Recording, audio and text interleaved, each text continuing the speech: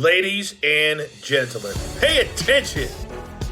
This is your boy, the coach from the WWE. I would like to welcome you to the very first wrestling podcast in the world to take you on a weekly deep dive into classic matches along with legends of the squared circle. Enjoy the discussion. Enjoy the back and forth. There's so much to get into. Ladies and gentlemen, this is The Payoff. Oh yeah, it's The Payoff. It's Tom, it's Jeff, and we're gonna cover the Macho Man and the Heartbreak Kid.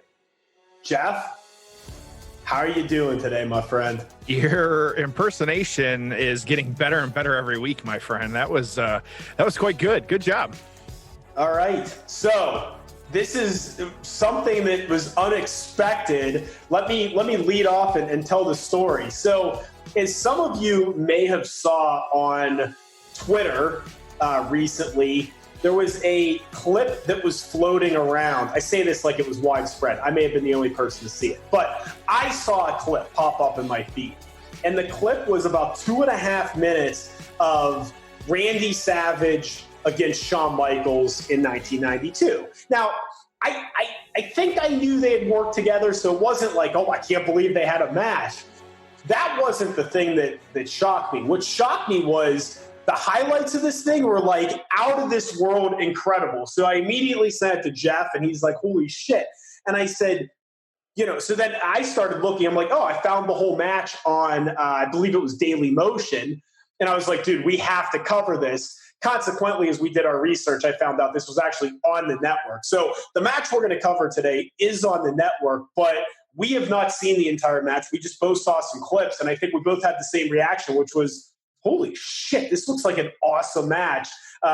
So I guess that covers a few things, why we're covering it and why we wanted to cover it. So again, from my perspective, it was like we found this hidden gem, and I do want to start doing this sometimes. Like I don't want to waste time on shitty matches that, oh, I didn't realize that happened, and it's like a 4-minute TV match. But in a case like this where you never really saw these guys work, from all indications, this is going to be a absolutely fantastic match, and there's a lot to talk about around it. So I think this is going to make a great episode and be a little bit different than us covering the WrestleMania match that everyone's seen before and everyone knows the backstory of. So I'm excited about this, as you can tell, Jeff. What about you?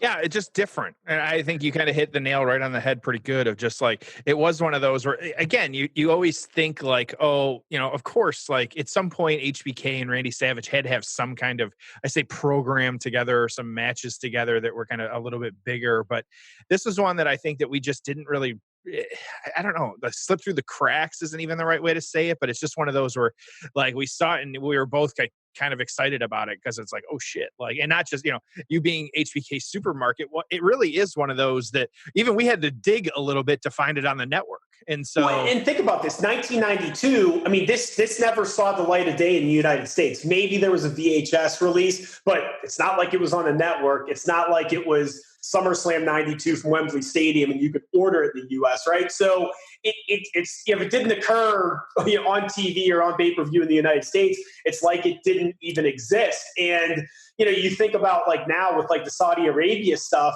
if it were 1992, it would have never existed, right? They would have done these big-ass house shows, if you will, maybe broadcast it on TV there. Now it's like they're doing that. Oh, but then they're putting it on the network. So it's like it kind of does exist, and it kind of does need to fit and make sense before or after WrestleMania. So it's a lot different than this, which was, again, a UK-only pay-per-view.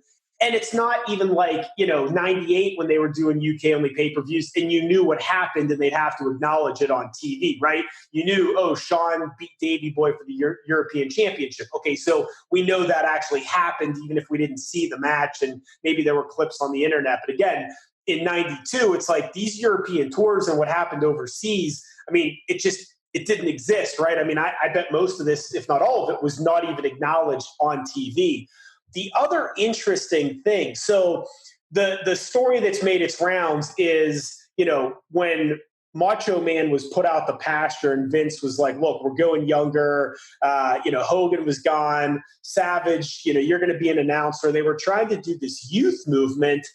the story was, hey, around WrestleMania 10, Savage is like, look, I want to work a program with Shawn Michaels. And he had this whole thing mapped out. So I'd always heard that. I'm like, well, it made sense, right? I mean, Shawn was a great worker. He was an up-and-coming star. He was the future of the business. I get why Savage would want to work with him. What I didn't realize was they had already worked together. So my thinking was, this match takes place right after WrestleMania 8, all right?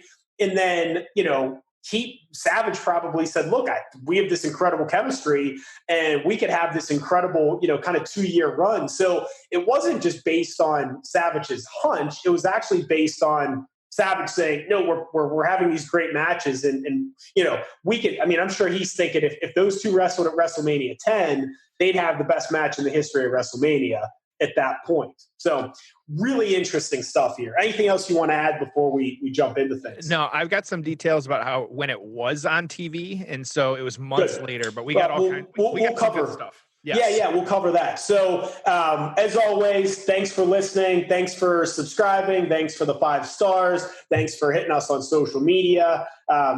We couldn't do this without you, or we could, but no one would listen. So we've had a very loyal audience for a year now, and we appreciate you continuing to listen. And the only other thing we'll ask of you is, share what we're doing. So, liking things, commenting on things, and sharing things on social media, wherever you follow what we're doing, that's a massive help to us, and we greatly appreciate it. So, Jeff, let's go ahead and get into the build. Oh, it's time for the build. So, UK Rampage 1992. Jeff, had you ever heard of these Rampage pay-per-views prior to this week? That prior to you sharing that tweet with me? No. Yeah, me neither. Not that I'm shocked that they did them. I just had never heard. I vaguely remember like the Rampage tour and then doing the UK stuff following WrestleMania. What I didn't realize is they had these shows, right? And so I'll just quickly give you some backstory on it. The first one took place, and this is the first kind of WWF UK event. They did this inaugural UK Rampage in 1989. It was headlined by new champion Hulk Hogan against former champion Randy Savage. That's 89, okay? And that takes place at the London Arena. It broadcast on Sky One. And so, again, from my research, it says it was the first live event in the UK that the WWF did, which is crazy to think about because of how popular they would become and probably already were at this time. So they do this thing in 89. Then they do it again in 91. Okay, so 91, you'll remember, that's Hogan Slaughter territory. So Hogan's your world champ and Slaughter's challenging for the world championship. That one would take place in April of 91. So then we get to 92, which is what we're covering. Again, they do this in April of 92. It's in the Sheffield Arena in Sheffield, England. We'll run through the card, but Randy Savage is your world champ defending against Shawn Michaels. That's in the middle of the card. The main event of this show, probably because we're in England, is the British Bulldog and Erwin R. Shyster. So that's kind of interesting. And again, they're bouncing. Go ahead. The British Bulldog taking down the American government on that one, the tax man. There you go. Yeah, that match does kind of funny. Yeah. Well, and what's probably also funny about it? Like, I doubt that in the UK, there's a couple of things funny about this. Number one is in the UK, they probably don't call it the Internal Revenue Service. Okay, so like IRS means nothing there. They probably have their own version of it. Okay. Number two is I remember as a kid. So I think Vince McMahon sometimes thinks, and I've heard this, and this may have been Meltzer that said it, but the WWF is written for an audience of one, and that audience is Vince McMahon, right? So a couple of classic examples of this are Erwin R. Shyster, right?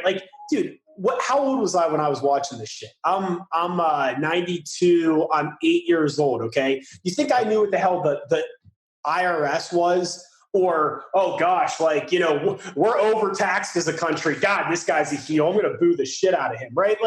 But Vince probably thought it was funny and, it's IRS. You get it? That's his initials. it's like Lex Luger with a narcissist. Like, what 8-year-old kid knows what a narcissist is, right? Right. Well, a quick Google search, and Twitter will let me know if I'm wrong here. The equivalent of the U.S. Internal Revenue System in the United Kingdom is Her Majesty's Revenue and Customs Office, the That's HMRC. Awesome. So Twitter can let me know what it might actually be called. That's just a quick search for kind of us sitting here. But yeah, IRS, what the hell does that mean? Yeah. So again, it's just funny for a few reasons. All right. So let's talk about this UK Rampage 92. Again, they're bouncing around on different channels. This particular one aired live on Sky Movies Plus. So Sky, as our UK listeners would tell us, is kind of like the big network over there. They've got a few different variations of channels. This happened to air live on Sky Movies Plus. So it's kind of a premium event, if you will, not traditional pay-per-view, but a pay television network. So this event was the final of this European Rampage tour. So they have these shows throughout Europe, and then this is the final one. It's this special UK Rampage show. So we have 8,000 people in the Sheffield Arena. Let's talk about this card. There's a lot of interesting things happening. Tatanka is going to open up the show and beat Skinner. That would go 12 minutes. Then we have the Legion of Doom defeating, how's this for a tag team? Colonel Mustafa and Dino Bravo. 4-minute match, obviously a squash. Legion of Doom pounding them. Love Legion of Doom. Then we have. Never had the padded spikes, but love me some Legion of Doom. Then we have Sid Justice, who is accompanied by Harvey Whippleman, defeating The Undertaker by countout. That would only go 5 minutes. So, this is Sid coming off the WrestleMania 8 match with Hogan. They give him the final spot of the show. He's going to be gone soon. Man, 92 is just a crazy-ass time in wrestling, and we'll talk more about it when we watch this match. But, dude, you sit on the way out. Warrior's back, but then Warrior's gone soon after. A bunch of title flip-flops, which they never ping-ponged the world title around, but they did in 92. You have Savage. Then you have Hogan taking a long hiatus. It was just a wild, wild time. So then we have Savage and Shawn wrestling. We're going to watch a 16-minute match between those two, which, man, I'm so pumped about. Then the Mountie defeating Virgil in 9 minutes. Then the Intercontinental Champion Bret Hart defeating Rick the Martel in a 13-minute match. Our second to last match is Jim Duggan defeating the Repo Man by DQ, 7-minute match. Again, what's with these DQs countouts? Like, what, are we protecting the Repo Man? I mean, come on. And then finally, the main event, the British Bulldog defeating IRS, who's accompanied by Jimmy Hart. So there you go. That was a 13-minute match. That's your UK Rampage 92. Jeff, what do you think of that card? A lot of, definitely has some, if you kind of put yourself in the time when that was happening, definitely has a lot of that feel good house show matches with kind of who was winning and things like that. I think the only one that kind of sneak in, the Randy Savage and Shawn Michaels, like that one could kind of be, like what, just interesting how that one was and kind of what was playing out at the time. Funny to think too about like Sid Justice beating the Undertaker, even though it was count out in like 5 minutes. I just find that almost comical, especially nowadays, kind of just, the Undertaker being what he was versus what he was in 92. But especially for the time, a lot of big names on the card. I think it's hard to deny that, of just like, it would have been fun to go to this show, especially if you weren't ever really getting shows in the UK, to see all these people, like, absolutely be worth it. Good stuff. Well, and I think Eric Bischoff brought this up on his podcast, but and I thought it was fascinating, but keep in mind that like in 1992, these guys didn't all have Twitter accounts. They didn't all have Instagram pages.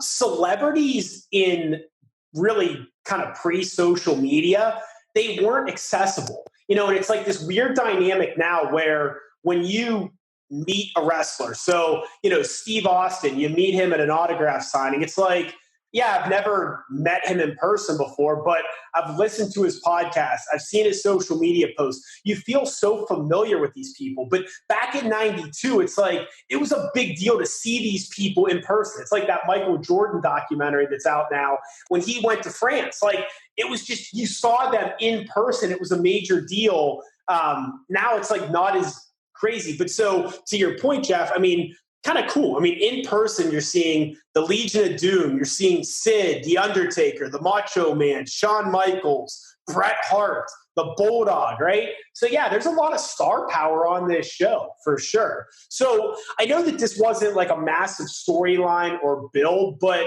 how what are Randy Savage and Shawn Michaels doing to this point, and how did they get paired together? Yeah. And so just kind of interesting how this played out is like you said a little bit at the beginning there, we had, really the young guy in Michaels and then kind of the old guard in Randy Savage here. And so Michaels had really just within the last year debuted as the Heartbreak Kid back in 1992 at this point. It was, within that year. This was after the Rockers had broken up. And so this was, of course, the just infamous, incredible, can't forget it barbershop moment of Shawn Michaels super kicking Marty Jannetty and throwing him through the glass window in the barbershop. So, No. That's actually incorrect. And I hate to. I know you do your best with this research, and I know we try to be accurate. Marty jumped through the window. Oh, I apologize. Yes. That was the classic Bobby Heenan. Oh, look at Marty. He tried to escape. that I did, and I apologize to our listeners that my research did not. I have the incorrect information there, but yeah. So either way, we can't deny there was a super kick, and super fan Tom Marty. One of the best angles of all time, man. I'm telling you, that was some of those, and I mean that's one of them. I think about like Hogan and Andre on the Piper's Pit. There's just some of those. I don't know. I miss it. And I know we often romanticize about the past year on the payoff, but God, man, some of that stuff, like, I mean, still to this day, like what tag team breakup is better than that? I mean, it was just so good. I mean, they planted the seeds of it. You kind of saw it coming, but then, man, was that good? So sorry to interrupt. Hey, no, that's okay. We want to bring the correct information to our fans. So would have been, it was actually WrestleMania 8, which was April 5th. This kind of UK Rampage event was April 19th. So that WrestleMania 8, Michaels, it was actually his first pay-per-view singles match. He had some tag stuff, some everything to go, but his first match as a singles competitor, he beat Tito Santana in that one.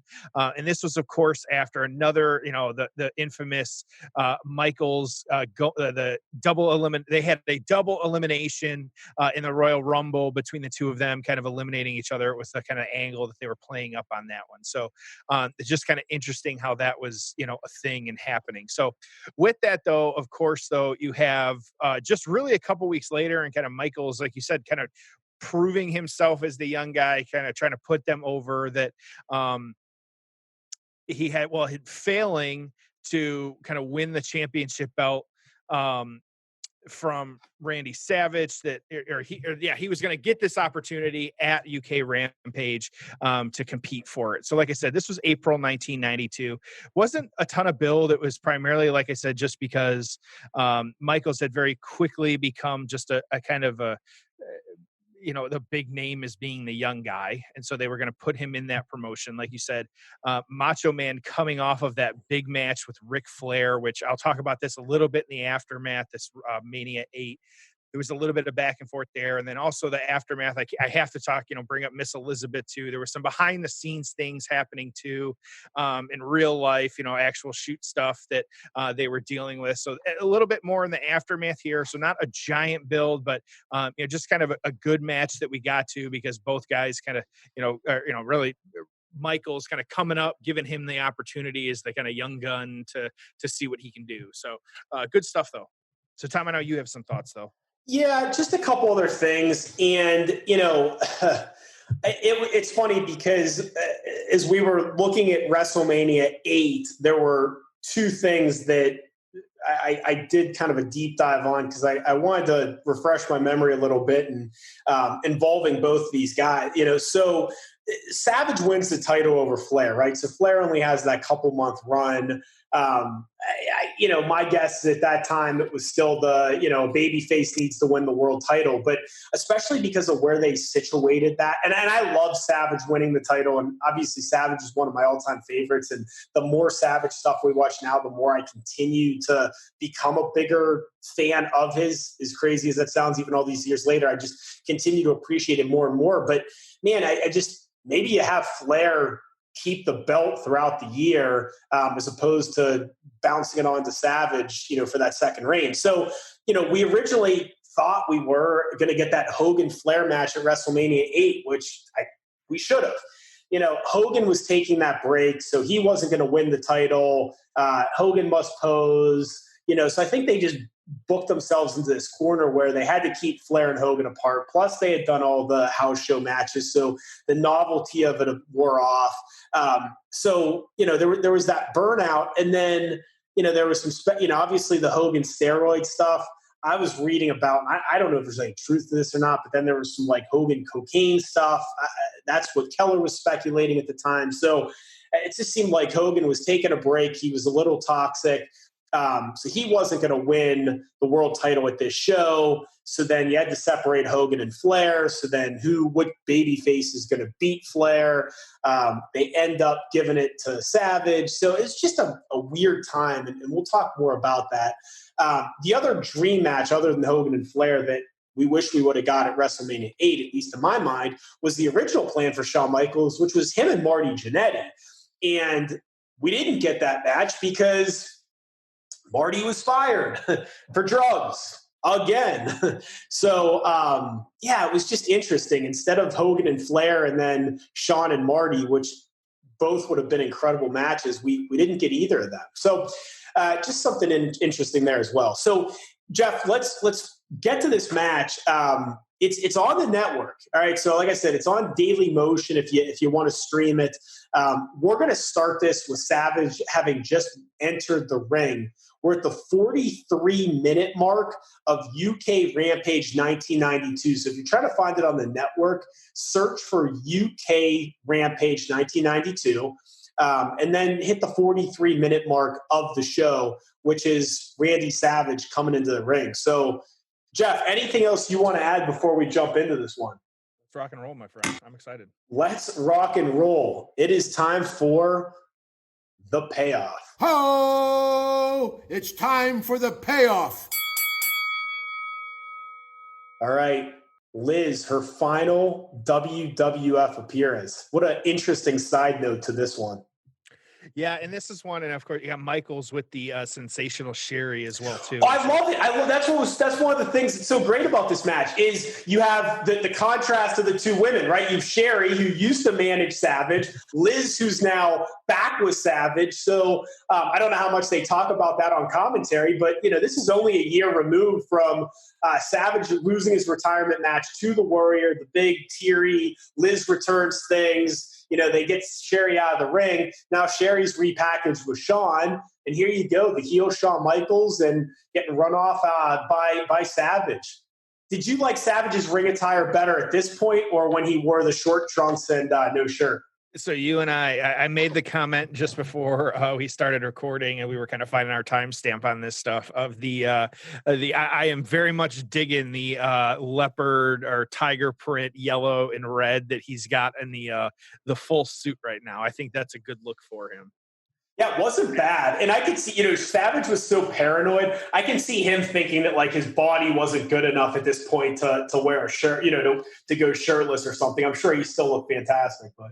And the tassels on the arm, of course, you can't forget that. So just interesting. And of course, and this was Michaels too. One thing I want to point out is we're kind of like, he hadn't really found the gimmick yet. And so, he was, knew that he was going to, probably knew that he had big things on the horizon, where he was heading and things like that. But it didn't really fully establish the kind of heartbreak kid at this point. Wasn't a thing that, everybody knew. And, it was really coming into itself at this point too. Well, yeah. And so you figure, remember the timeline here is, Davey Boy is going to win the Intercontinental title off of Brett at SummerSlam 92 in Wembley. So they'd be back there sooner than later. And then that fall, Shawn's going to win over the Bulldog for his first IC title win. So this is before Shawn had even won the Intercontinental title. But he's getting world title shots because he had a world title shot later in the year, I believe, as well. But anyway, so I mean, just a fast action match already. Look at him selling the shit out of these turnpost bumps, though. Like, just literally bouncing off the top turnbuckle as Macho Man's hitting his head into it. Just fantastic. Sherry checking up on him. Earl Hebner, the referee. Savage throwing a chair in the ring. It's great, right? And of course, it's like the padded chair. It's before they had the gimmick chairs. They would use real chairs. Right. So one kind of little interesting thing, and one of my points here is this was a time in WWF, WWE, however you want to, at the time, where the world title was not necessarily defended as the main event. There was actually a couple different shows here where I was kind of doing the research where it was almost the better part of like 6 months where the heavyweight championship was not the kind of final event. You can look at, going back to Royal Rumble, the title was vacant, but then WrestleMania a couple weeks before this, the main event was Hogan and Justice, which was not for the belt. And the kind of the Savage and Flair match was in the middle of the card for the heavyweight title. You kind of jump forward to that summer. In SummerSlam, again, the Intercontinental title was the main event on that one. It was the Bulldog and Bret Hart, where you had the Warrior and Savage. What are your thoughts on this? What title? Wax handle onto the outside on Shawn, the bumping machine, man. Crowd going crazy. Love it. All right, so go ahead, ask your question. What are your thoughts on like kind of where the title should fall and kind of laying a card out? Do you have any kind of strong feelings one way or the other that should, at Mania, most recently we saw it kind of headline the 2 nights, but what are your thoughts on where it should fall? I have no idea. I have no issue with the world title not being the main event, right? Because to me, it's like, it's okay if you have multiple, like, big things, right? So like this particular show, Sherry and Liz now kind of wrestling a little bit. I mean, and Savage going after Sherry, just grabs her by the head. I mean, obviously it doesn't age well, but I mean, Sherry was just a bumping machine at this point, and wrestling loose term. Yeah. Sherry just kind of shaking Elizabeth, and then Elizabeth leaving now. Yeah. Elizabeth bails.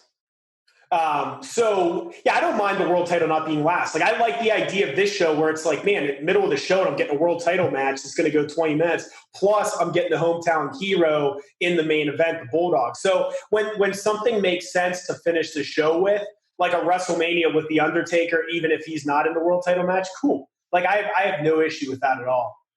And I think we most recently especially saw it with what the 35 with Seth and Brock leading things off. Like, that was worth it. That, and it kind of made sense on a card. And I think, I see a lot of websites out there that kind of, we did it a little bit like plan a card and kind of lay out a card with the titles and things like that.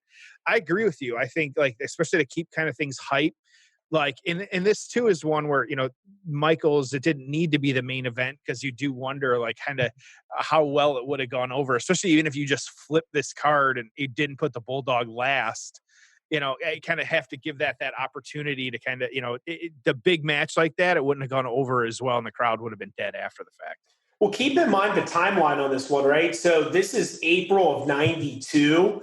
Just 5 months prior is when the barbershop took place. So, to your point, he just became the Heartbreak Kid, but it's just crazy to think that an angle that still to this day is talked about as one of the best, the barbershop, Shawn turns on Marty.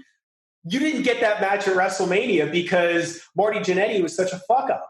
I mean, it's just crazy. Like, you missed I'm not saying it would have main evented WrestleMania 8, but, I mean, that's an excellent grudge match in those two, they would have had a phenomenal wrestling match as well.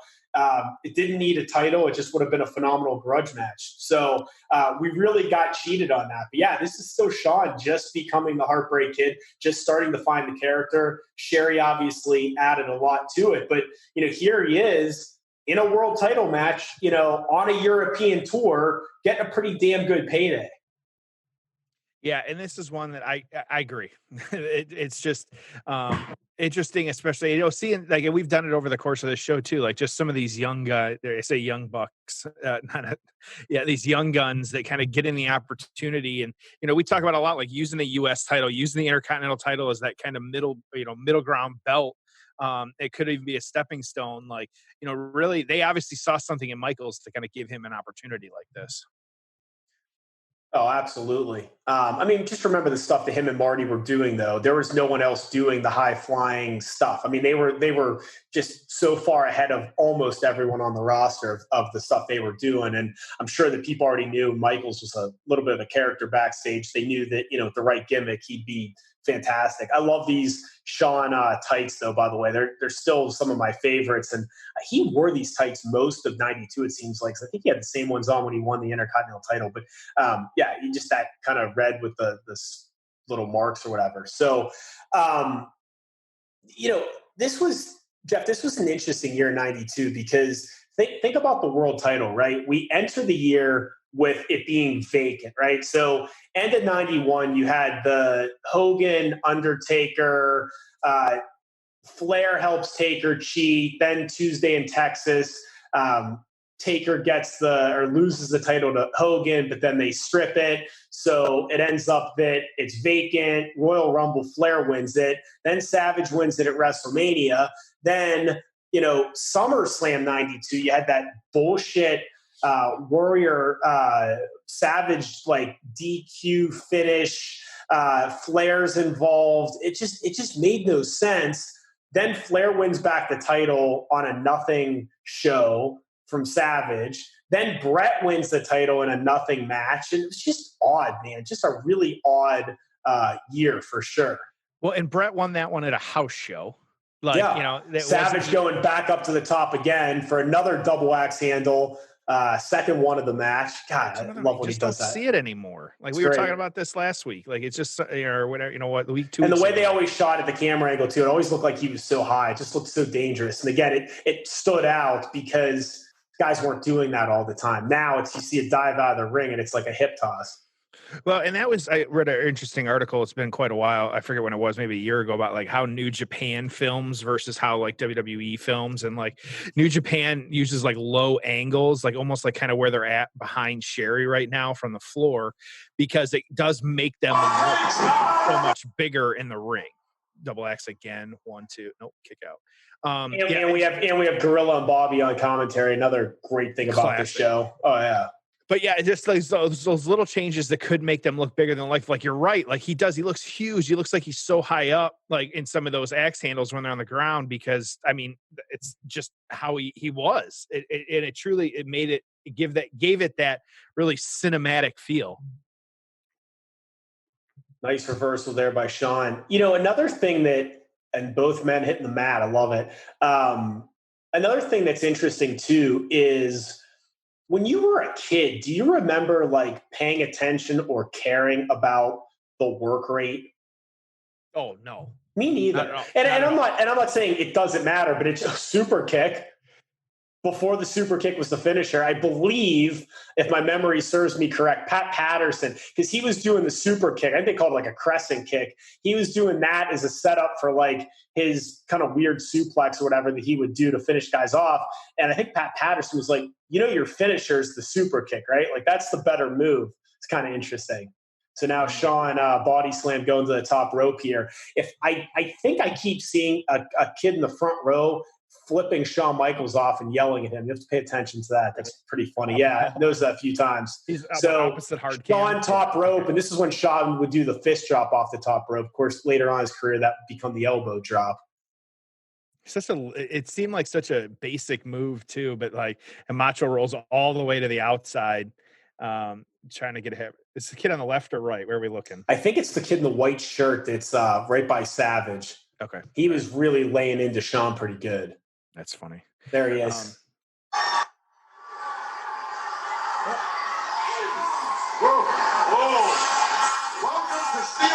I always used to love that when they had the horn on. They were just honking they do like the horn in the UK shows. Like they had that SummerSlam 92 as well.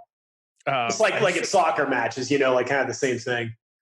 And so I just realized too, if you those not watching, so that's probably a good 8 inches between the padding and the floor. Oh, huge punch from Sherry to Macho Man's throat. I mean, that's why I love managers, right? They just add that whole other element to the matches, a good heel manager. And they really, ring whatever they or valet, whatever they call it, like different things now. Like, yeah, and it is, and that's I've said it and always, for a long time now. Like, bring like the stables and have a manager. Like, I've even been a fan on Raw recently of Selena Vega. She was great. I managed to catch her a couple weeks ago. They've got a little, that little team going with Angel and a couple Umberto. Umberto. Yeah, and like it's kind of a revolving door. Austin Theory, stuff like that. So yeah, but it's good. It's something different. My goodness, it's just nice. Can you imagine this whole time that Brock, even if you just take like the last 2-3 years, if Brock has had to work the mic versus Heyman? Like, how much different would that program I don't even know how you keep him relevant without having a mouthpiece. Right. You and I probably say more words in this show, like this one show, than he has in the last couple of years sometimes. Well, you don't need Heyman ringside for the matches, but it's just the mouthpiece that you need him for. But this is kind of the opposite, where Sherry's just adds so much to the matches. And I think like my favorite Brock line over the last few years with the Heath Slater when he's like, I don't give a shit about your kids. Like, that was good. But those are those are the types of lines. Like if he drops one of those every couple of months, let Heyman do the heavy lifting. Yeah. Like that's fine. Like, however you feel about the in-ring and kind of him having belts, but you can't deny that that's been really good. Like, and that kind of, the work product here. You know what I like about this building is wait till you see the main hard cam. It looks like the fans are just right on top of the ring because they're slightly elevated just a little bit. And it just looks like they're right on top of the action, which is pretty cool. Ref bump. Oh, boy, he took it hard on that one, too. I agree. It's got like a little slight incline. I like, the setup is just interesting, yeah. So Hebner just getting laid out by Macho Man there after a ring whip. Or, yeah. Yeah, I just love the way they have the crowd position. It just looks like they're right on top of the ring. Going for the body slam onto Shawn. Boom. Shawn, the bumping machine even back then, really selling it. What's Sherry going to do to Hebner down on the ring there? Oh, here you go, Savage. Machoing up. Machoing up, yep. I always love how disheveled Macho looks by the end of the match, especially later on in his career. The hair, yeah. Absolutely. So body slam. Is he setting up for the elbow drop? What's going on here? Ref's still out. Uh-oh. Looks like he's going for bombs away here. Nobody checking on Earl. The best elbow drop in the history of the business. You think one of the referee's colleagues would come down and help him out? So Macho...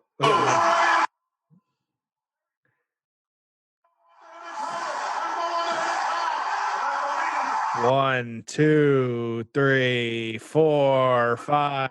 Nope, Michelle. Sherry attacking. Hey, Gorilla wants Randy to punch Sherry in the mouth. Again, I'm not saying that this ages well, okay? Crowd just going nuts. They're all on their feet now. Hebner finally comes to. Now he's going to the pin. And he kicks out. So nuts here. We talked about it briefly in the build. What are your thoughts? Where would you rank Macho in? Macho just spit at Sherry. She ducked it. So now the baby face is, hit and spit at the woman. Where do you rank Macho in your commentators? We talk about, some other ones, but, what are your thoughts on just kind of, he was in the ring and doing some commentary, Elizabeth coming back. What do you think? I like Macho on commentary. I like that he could still work a match if he needed to, which I always thought added another element, no different than like Lawler later on in his career. So I always like that. But I love when a former wrestler's on commentary. I'd rather listen, crossbody, 1, 2. Didn't get him. Savage pissed off at Sherry there. I like when a former wrestler that was like a main eventer's on commentary. I like a Mick Foley. I like a Randy Savage. I like a Mr. Perfect. I like these guys that are on commentary, because they add an element. To me, that's a lot more interesting than, having Corey Graves. Like that flip 2 count. boom. I mean, they're moving at a pretty damn good pace here. This has been a fantastic match. It's picked up in the last couple of minutes and is like, my brother and I joke like we're finally cooking. Boom.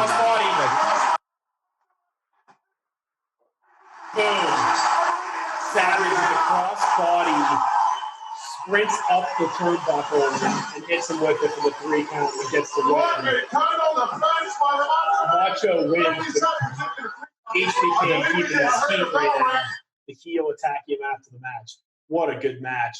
Now Sherry takes off the high heels and she's going to hit Savage with them. Boom, misses it. Look shot. Place going crazy.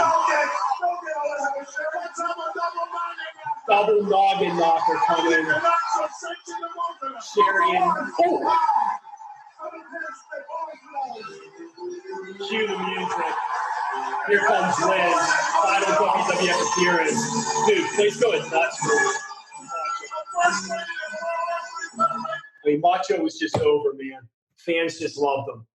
He's got the world title, classic winged eagle, of course. That was fun. And they still got 4 more matches after this too. So a good way to kind of break the card up. But you almost wonder if it was like an intermission, and then they kind of gave him a little break at this point. But to do those intermissions, they may still have those things to do that. That's right. Look at that. Winged eagle belt. Crazy out from the Macho Man. Puts the belt on Liz. Hoists her up. I mean, look at that.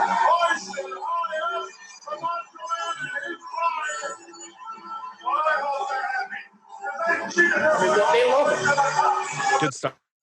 Absolutely. And I know Vince wanted to go younger. I get it. But, man, give me this throughout 92. Give me Macho Man all year long. Then maybe the Macho Man loses to Yokozuna at the end of the year or even at WrestleMania 9. I know it's more complicated. Look at the fans just on top of the ring too. I know it's more complicated than that because I don't know if Savage wanted to work a full schedule and they all had to work a full schedule then. And I get that there's a lot of moving pieces, but let me just fantasy book it and say I wouldn't have hot-shotted the title back onto Flair, then onto Brett, then onto Yoko, then onto Hogan, then back onto Yoko. I mean, God, it was just the world title during this time period. They just did not do it well. But, man, it's great to see Savage as champ. So, Jeff, I'm going to kick it back to you, and let's get into the aftermath. Ho! It's time for the aftermath. Yeah, good stuff on this one. And so, like we kind of said, just unusual to me, like kind of where this match fell and kind of what was happening and things like that. And so, but either way, you kind of had this one. And so, but a good match either way. So, after this, of course, you had the Savage Flair match back at WrestleMania, but their feud really kind of kept continuing. And like Tom said, we touched on at the beginning of the show, this was actually Elizabeth's, it was her final WWF appearance. Now, it seemed kind of odd and, the behind the scenes kind of things that were happening because, like we said, too, this event didn't actually air. It was actually WWF Primetime Wrestling. This was the kind of 2-hour block of wrestling that we would get. It was before Monday Night Raw was a Monday Night Raw thing, but it was a 2-hour long show. It was on USA Network that they would put on. And over the years, it evolved different ways of like, sometimes it would be this kind of pre-taped matches and things like this and showing different things. Is by the end, it was kind of like the panel of people where you had, just different people, all kinds of stuff, and Vince was moderating it. It was definitely interesting, but it was kind of out there. But this was, at the time, and then after it aired in June, this was her really last appearance. Now, because as this, we would later find out, we didn't know at the time, there was kind of two pieces to this. Of one, there was the actual like Savage and Elizabeth getting a divorce, and that was actually happening behind the scenes. But then Flair and Savage were actually using it. Well, Flair, however you want to cut it, was actually using it as part of the storyline to reveal. Again, Vince using that real life stuff. It's when it works the best. But that Flair or Elizabeth had cheated with Flair. He had doctored some photos. That was kind of how it had come out after the fact, and it was actually interesting because. Bless you. Oh my goodness. Apparently the mute button doesn't work on my microphone. That's good to know. All right. So that cough button on the radio. Yeah, we missed it.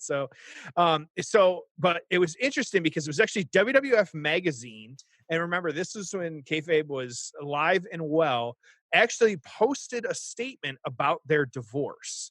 And so, which really at the time, and I meant to try and find it. I couldn't find it, but it was really a very unusual thing. And so, the Savage Flair stuff kind of happened through really September of that year. But after it was announced, it didn't come up again. And so for whatever reason, like just odd to me, like why they would announce it. And I'll try and find it. We can kind of share it on our Twitter. For everyone, but it just announcing something like that in the magazine, especially with kayfabe being what it is, just weird. So we have that. So it was really though Savage though kind of feuding as well too through 1992 with the Ultimate Warrior. The Warrior had come back and they went back and forth, a lot of different things, and of course Savage feuding with Flair as well too. And so a lot of different things happening with them. Michaels, on the other hand, though, he ended up going on. He won the Intercontinental title from Bret Hart in the the ladder match that was later that year. As well as having just is the start of his career as HBK is really what it was. And so he actually wouldn't win the heavyweight title for another couple of years. He had a lot of different kind of belts and things, but I thought that was kind of interesting that he didn't, he had this match and it was kind of, the first one in 1992, he didn't actually win the belt. It was the Iron Man match in WrestleMania 12. And so kind of a long time, I say a long build for him, and of course he had some other belts and did a lot of things in that time in between, but really interesting. I thought how that kind of played out. And then of course the return. So you're saying, like, isn't it crazy to think that it took 4 years for a guy to between the time he started having some title matches to the time he actually got the title, that long build and how we missed that. I mean, gosh, Drew McIntyre feels like the first guy in forever to have that true, like, lengthy build to becoming a world champion, right?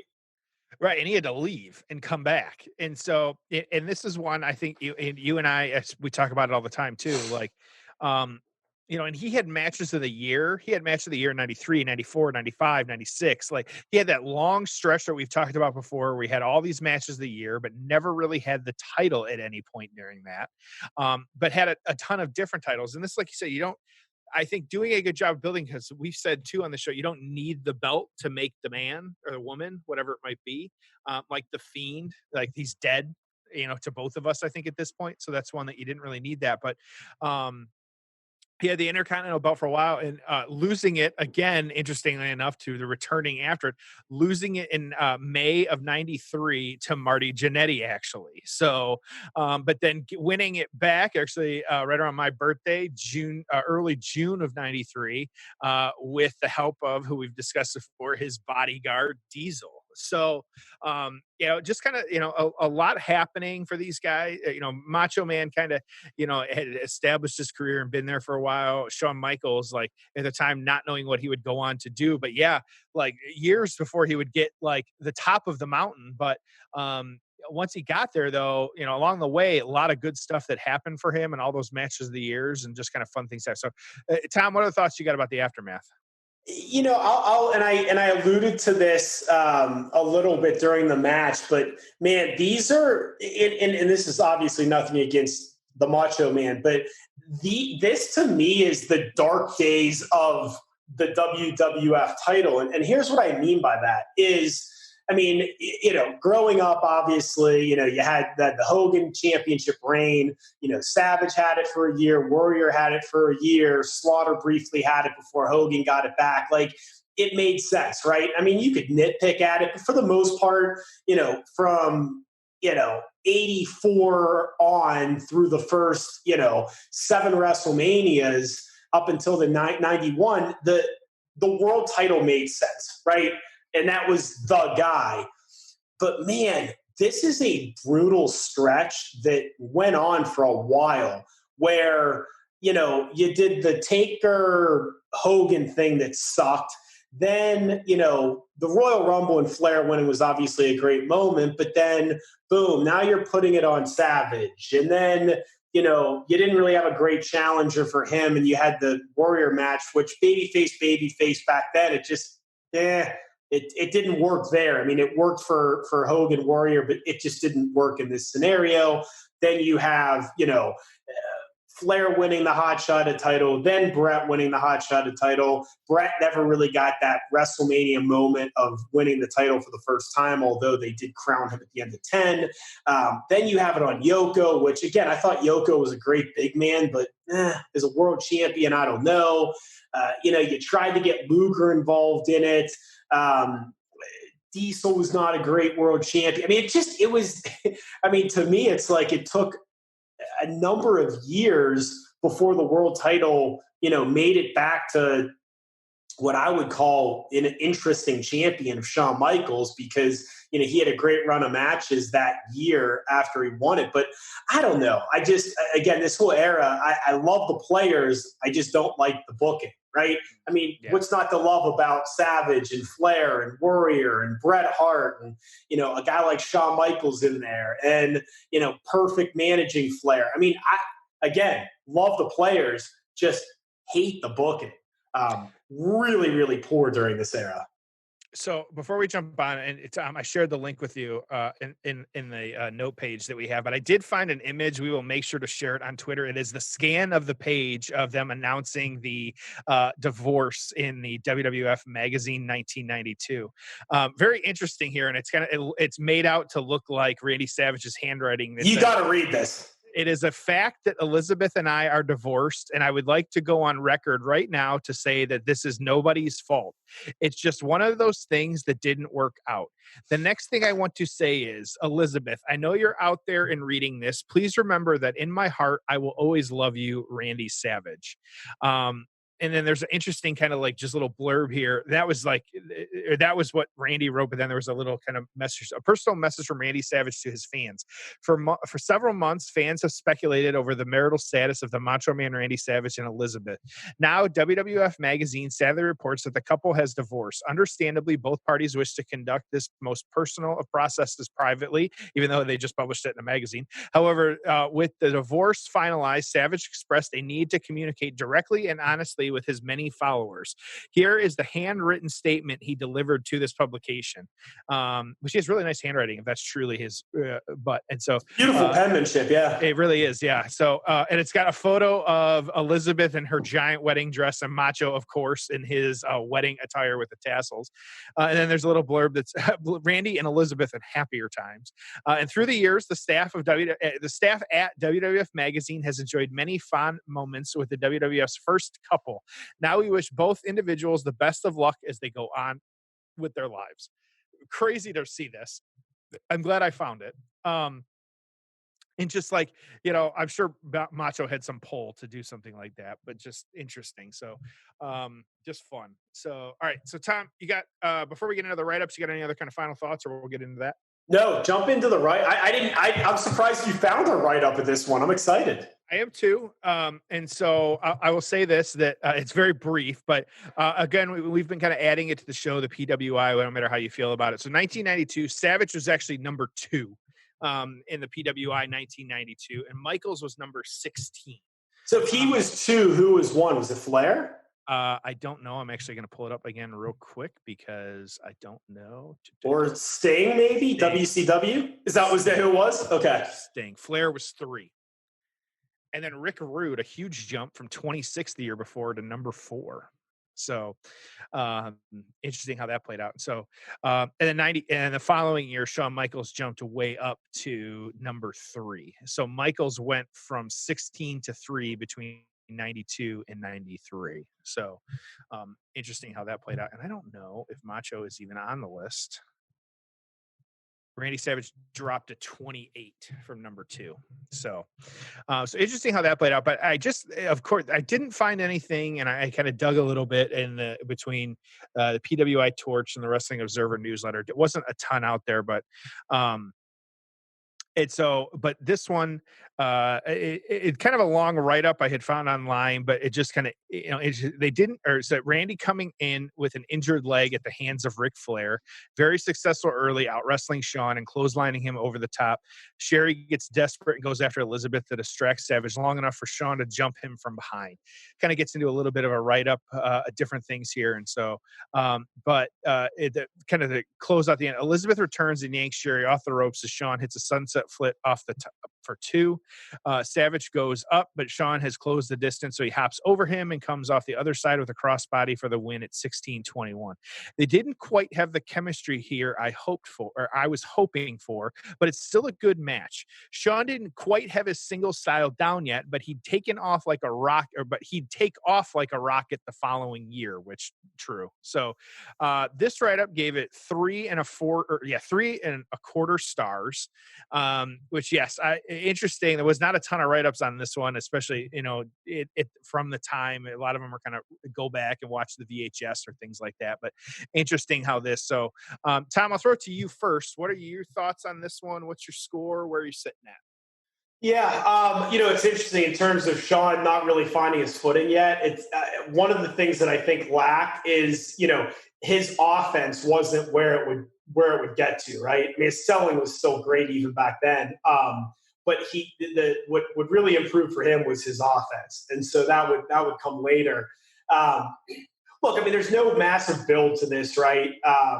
It's just a match, but because of the players, because we never really got it on a big stage, I think it was important for us to cover it. I'm really glad we did. Crowd was into it. 2 of the all-time greats. Only time we really got to see them work. Good in-match kind of, getting Liz and Sherry involved. What it lacked, obviously, was, a massive build or any follow-up to it. But as far as the match and kind of my payoff score goes, I'm going to give this one a 7. I just thought it was rock solid. I mean, it wasn't out of this world, but it was really good and worth going back and watching. What about you? Yeah, and I'm actually, because again, you and I texted you a couple days ago when we were talking about this, like, I didn't watch any of it, and I was kind of good, like, not finding any reviews kind of led me to, not really seeing or kind of knowing, like, kind of how the pacing of this one was going to go or anything like that. So that was one benefit of that kind of being like that. I'm actually going to give it a 6.5. I think that I was actually impressed with how fast these guys were working together.